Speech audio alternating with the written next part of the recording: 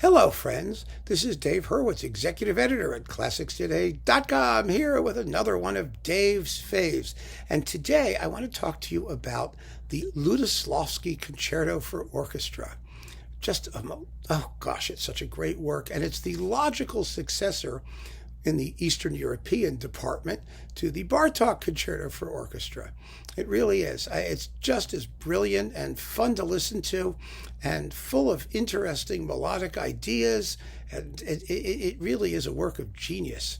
And I have 100 recordings of it, and I just love the thing. It's been recorded 1,000,000 times.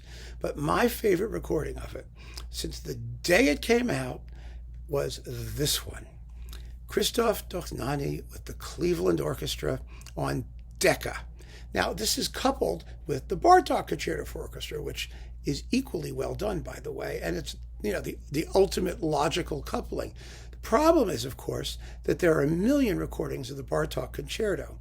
Now, this one is really as good as almost any of them. It's one of my favorites. It's in my top tiny handful. But there is no greater recording, in my view, of the Luduslavsky, even the 1,000,000 versions of it that come from Poland, which are often very, very good, or some of the other quite brilliant ones on all kinds of labels, from Delos to Naxos to Chandos to, everybody's doing it. There's a zillion of them.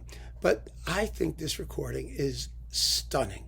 Absolutely stunning. And in terms of precision and brilliance and excitement, it's really quite an achievement. And like most of the Dohnányi Cleveland achievements, it has been roundly ignored. I know that this is hugely out of print, at least as physical product. You may be able to find it as a download. You may be able to get it used. We desperately need, as I have said many times, a Dohnányi and Cleveland box from Decca, but I doubt they'll ever do it. We need a Dohnányi box, to be honest with you, of all of his stuff, Vienna and Cleveland. I mean, it really shouldn't be two boxes. There should be one gigantic box, and that should be that, because it's really just wonderful. But wow. When this thing came out, I just think it set a new standard in performances of the Luduslavsky Concerto for Orchestra, which everybody should know and love. Now, I want to talk to you for a moment about the work, just for a second. It has 3 movements, an introduction. It's based on Polish folk music of some kind. I don't really know or care. I just care about what it sounds like for itself. And then there's a capriccio, which is marked notturno and arioso, which is wonderful. It's wonderfully spooky. It has mysterious scurrying strings with 3 tuned snare drums purring away in the background, and flickering notes of the high violins and harmonics and the celesta. It's just unforgettably cool. It really is. And then the finale, which is a passacaglia, toccata, and chorale, which is what it sounds like. It's a passacaglia.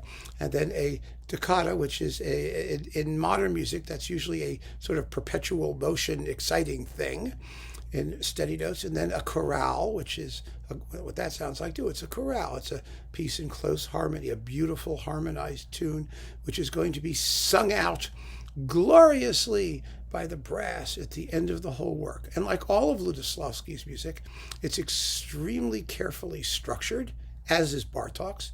That's what makes the comparison so wonderful, at least partly. I mean, you get to compare the two composers in some very similar moods. You have the 3rd movement of the Bartók, which is a nocturne, a creepy, spooky nocturne. And then you've got the 2nd movement of the Luduslavsky, which is a nocturne, a slightly creepy, mysterious, spooky nocturne. So it's just great that way. There are similar moods. The piece, the concept, the idea of using specific instrumental groups in highly virtuosic passages. It's just a great disc as a concept disc. It works fabulously, and as a performance of both works, it is extraordinary. And it just always blew my mind as a critic, first of all, and as just a CD collector here in the United States, that Dohnányi's Cleveland legacy was just shit on by Decca. I mean, really just treated like I mean, half of it was not released at all. If it was released, they wouldn't tell anyone when it was getting released. If they started to release it, they didn't care. It wasn't promoted. And some of it was just didn't make any sense. I mean, remember, they were going to do a Dohnányi ring in Cleveland, the complete thing, and they came out with Rheingold and Valkyrie, and after that, they canceled the rest of it. Because, I mean, it must have cost them an arm and a leg, and nobody was looking for Dohnányi doing the ring, except for maybe Mrs. Dohnányi, that is his mother. And I just think that, but there was so much else that was great. I mean, there was the Ives and Ruggles stuff. There was some of the Bruckner. There was that incredible Webern disc and his Mozart. It was originally coupled with Mozart, but then they separated it.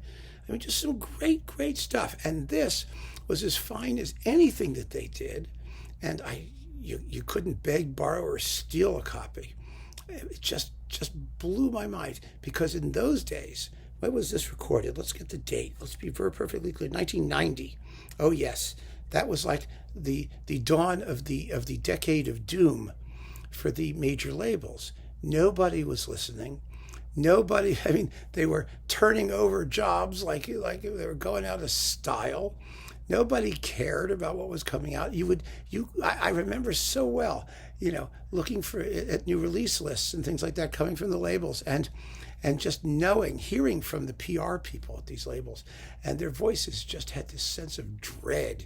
It's like, oh God, we have to deal with this month's new release, and oh no, Dohnányi in Cleveland have made another one.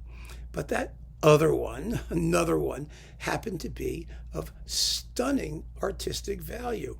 And I really wonder what would have happened if major labels, somebody were there who could have said, guys, folks, ladies, gentlemen, public, you got to hear this. It's just great. It's really, really great. Most people are willing to listen when someone says that to them.